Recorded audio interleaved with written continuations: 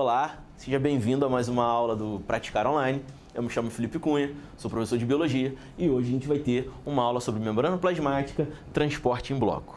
Vamos lá, a gente já viu em aulas passadas sobre a membrana plasmática controlando o fluxo de entrada e saída de substâncias na célula, do meio intra para o meio extracelular e do meio extra para o meio intracelular. Nessa aula, a gente falou de transporte ativo e transporte passivo. Se você não se recorda desses temas, eu te aconselho a buscar na nossa playlist de aulas essa aula específica sobre membrana plasmática, transporte passivo e ativo e revisar esse conteúdo. Porque quando a gente fala sobre esse conteúdo, a gente fala sobre a passagem de substâncias, a passagem de moléculas, a passagem de átomos, solvente, soluto, ok? É importante você conhecer isso. Na aula de hoje, a gente vai conhecer sobre transporte em grande quantidade, grandes moléculas, em grandes números, até mesmo formando partículas grandes ou pequenas, passando de dentro para fora ou de fora para dentro da célula.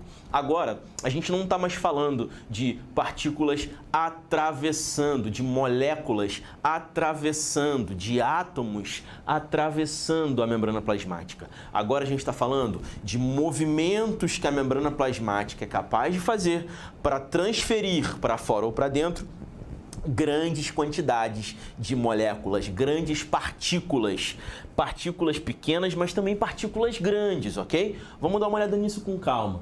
Então, esse transporte em bloco, nosso fluxo de grande quantidade de substâncias, pode ser dividido em dois movimentos: para dentro, endocitose, ou para fora, exocitose. Tudo bem? Toda vez que grandes quantidades de partículas estão entrando na célula, a gente vai chamar de endocitose. Toda vez que uma quantidade grande de partículas estiver saindo da célula, a gente vai chamar de exocitose. Tudo bem? Bom, mas se endocitose é a absorção de grandes quantidades, é o englobamento de partículas sólidas, grandes ou partículas pequenas e líquidos, existem dois movimentos diferentes que a célula realiza em endocitose. A membrana plasmática ela pode se comportar de diferentes formas para absorver diferentes partículas. Tudo bem? Então, quando a gente está falando de grandes partículas para serem englobadas pela célula, esse movimento vai ser chamado de fagocitose. Tudo bem? O que é fagocitose? Fagocitose é quando a célula ela projeta sua membrana plasmática para frente no objetivo de abraçar essa grande partícula e incorporar essa grande partícula no seu interior citoplasmático. Isso é feito porque a membrana plasmática ela consegue ser movimentada. A membrana plasmática ela está toda presa em fibras proteicas que formam um citoesqueleto.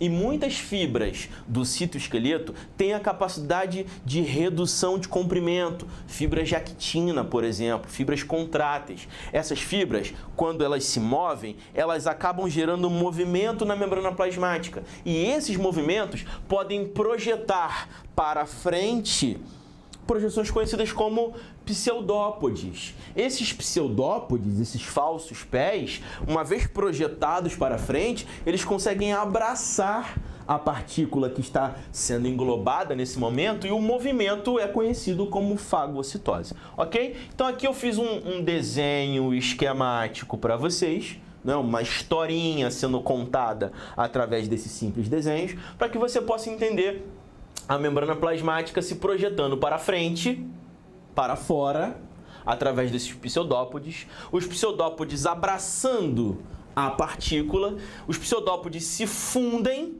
quando eles se encostam lá na frente, e uma vez fundidos lá na frente, ele desprende esse envoltório ao redor da partícula, que vai ser chamado de fagossomo. Tudo bem? Esse fagossomo, esse envoltório feito de membrana plasmática que envolve essa partícula, primeiro, impede o contato direto da partícula com um conteúdo citoplasmático. Se essa partícula englobada, se essa partícula fagocitada for uma substância tóxica, ela não vai ter contato direto com a estrutura celular. Se for um invasor do nosso organismo, por exemplo, existe uma célula de defesa que faz muita fagocitose, chamada macrófago. É uma das principais linhas de defesa que nós temos no nosso sistema imunológico. O macrófago é uma célula bem grande, como o próprio nome já diz, né? Macrófago, e esse macrófago ele é muito habilidoso na arte da fagocitose.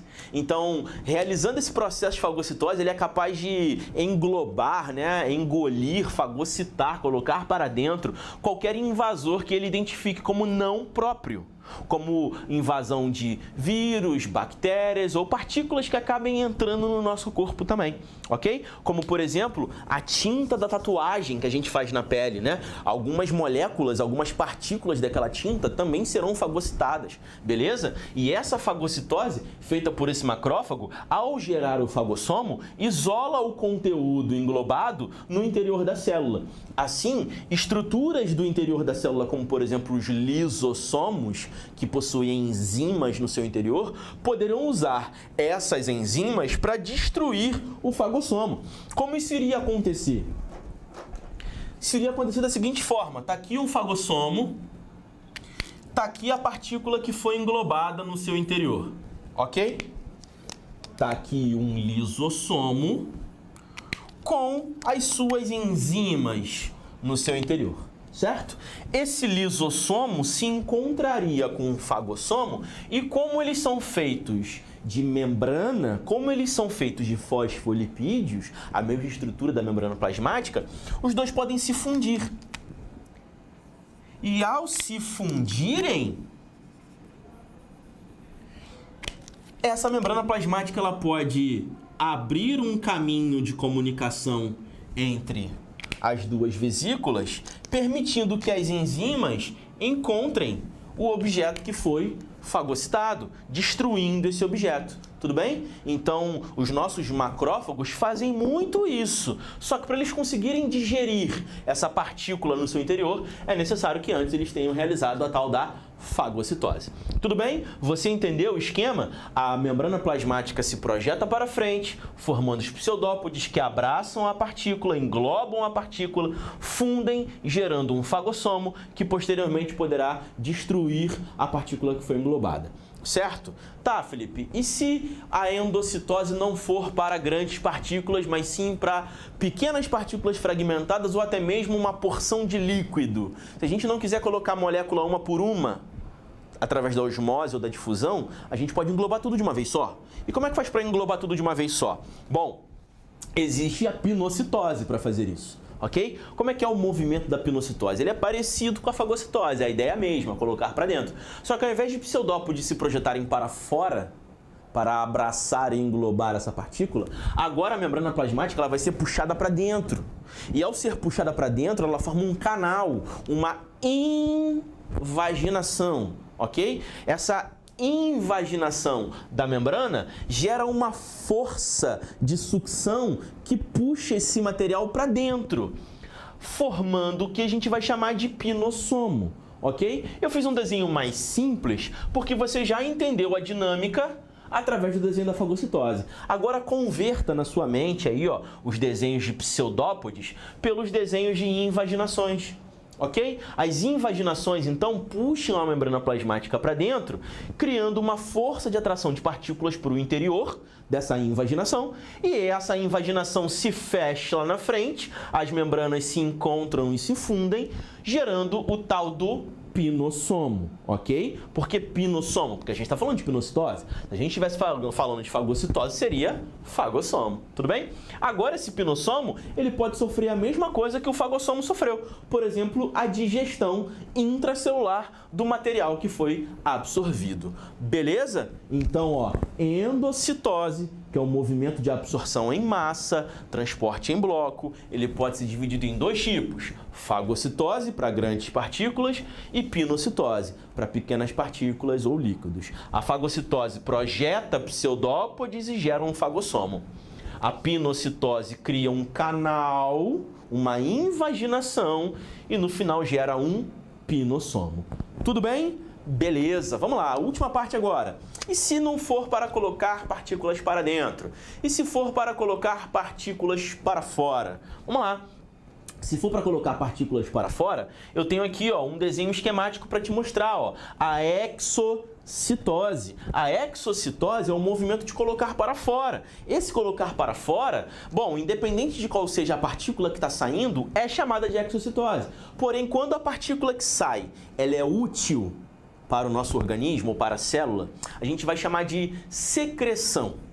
Quando ela for inútil e precisará ser jogada fora, eliminação mesmo, a gente vai chamar de excreção. Tudo bem? Então, o produto de uma secreção é importante na atuação de alguma coisa ali, por exemplo, as lágrimas, né? As lágrimas, a saliva, são produtos fabricados no interior de glândulas, de células glandulares, que são postas para fora por exocitose. Porém, esses materiais, eles são importantes. Então, são secreções. Saliva e lágrima são secreções. Tudo bem? Agora, quando o material é um material tóxico, por exemplo, e a célula está querendo se livrar dele, a gente não vai chamá-lo de secreção. A gente vai chamá-lo de excreção. Tudo bem? Sendo secreção ou excreção, a gente classifica como exocitose, porque é um movimento para fora de eliminação de partículas. Tudo bem? Então, nesse desenho esquemático aqui, como se o tempo estivesse passando aqui no sentido horário, a nossa partícula a ser eliminada, neste esquema, já veio com um envoltório pronto.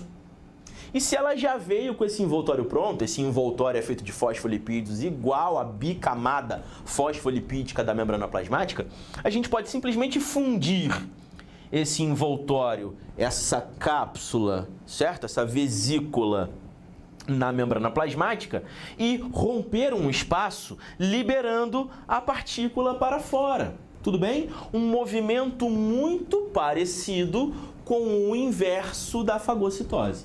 Certo? Então, essa partícula que já veio englobada, ela funde o seu envoltório na membrana plasmática, abrindo um espaço e liberando essa partícula. Tudo bem?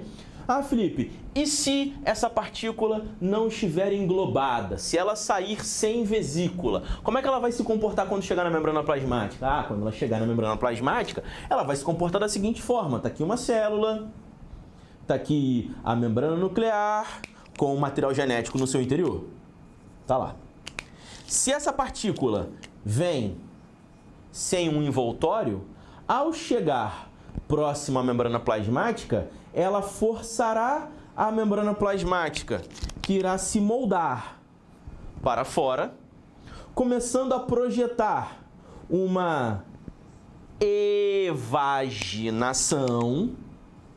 Você lembra de invaginação da pneumocitose, certo? Agora é uma evaginação, é para fora. A invaginação é para dentro, a evaginação é para fora. Esse movimento de evaginação criará uma cápsula específica para essa partícula que receberá esse envoltório para facilitar a saída dessa partícula já embalada. Assim, cria-se uma vesícula de transporte para esta partícula, até que essa vesícula de transporte se desprende da membrana plasmática, indo embora, carregando o nosso produto envolvido por uma membrana. Tudo bem? Então, a nossa exocitose, ela pode liberar partículas que já vieram englobadas e perderam o seu envoltório, ou partículas que vieram não envolvidas e saíram com um envoltório.